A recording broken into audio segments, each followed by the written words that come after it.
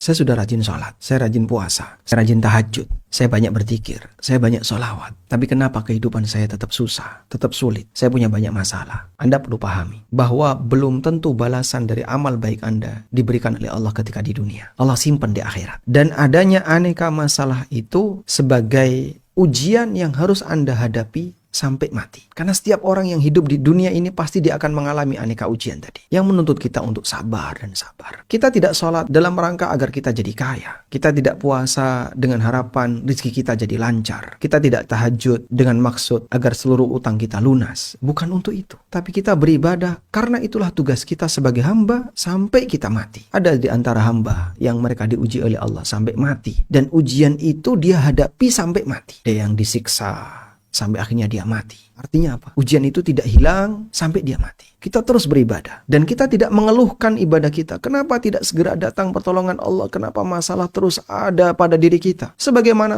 para nabi masa silam, masalah terus ada pada diri mereka sampai mereka mati. Dan mereka tidak berhenti ibadah. Jangan sampai kita kemudian merasa, saya telah ditinggal oleh Tuhan. Saya ditinggal oleh Allah. Usaha saya, ibadah saya, sholat saya, selama ini yang saya lakukan sia-sia. Karena nggak ada hasil. Dari mana Anda tahu kalau itu sia-sia? Dan nggak ada hasil. Utang saya nggak pernah lunas. Apakah Anda sholat untuk melunasi utang? Apakah Anda puasa biar Anda kaya? Bukan untuk itu. Kita sholat, kita puasa. Karena itu tugas kita sebagai hamba yang telah diciptakan oleh Allah. Sedangkan keberadaan musibah, masalah, itu bagian dari bawaan hidup yang tidak akan pernah lepas. Karena kita akan diuji oleh Allah sampai mati. Di posisi inilah kita perlu memisahkan. Ini ibadah, ini masalah. Anda beribadah karena Anda menjalankan tugas sebagai hamba. Dan kita berharap semoga dengan ibadah ini Allah memberikan balasan kepada kita. Balasan kebaikan. Ibadah kita diterima. Sebagai bekal ketika kita menghadap Allah di akhirat. Di sini ada ujian. Memang ini berat. Dan kita berharap kepada Allah agar ujian ini bisa selesai dengan baik. Dengan cara kita banyak berdoa kepadanya. Keberadaan ujian itulah yang membuat Anda mau berdoa. Karena ketika orang hidupnya selalu nyaman, gak ada ujian, mungkin dia akan lupa kepada Tuhannya. Maka ketika dia dikasih ujian, di saat itulah dia bisa nangis di hadapan Tuhannya. Sambil berdoa, memohon sesuatu, memohon. Sehingga doanya gak putus. Doa itu membuktikan kalau dirinya fakir di hadapan Sang Penciptanya. Dirinya miskin di hadapan Allah Azza wa Jalla. Dengan demikian akan menumbuhkan kedekatan dirinya kepada Sang Penciptanya. Selalu merasa saya butuh.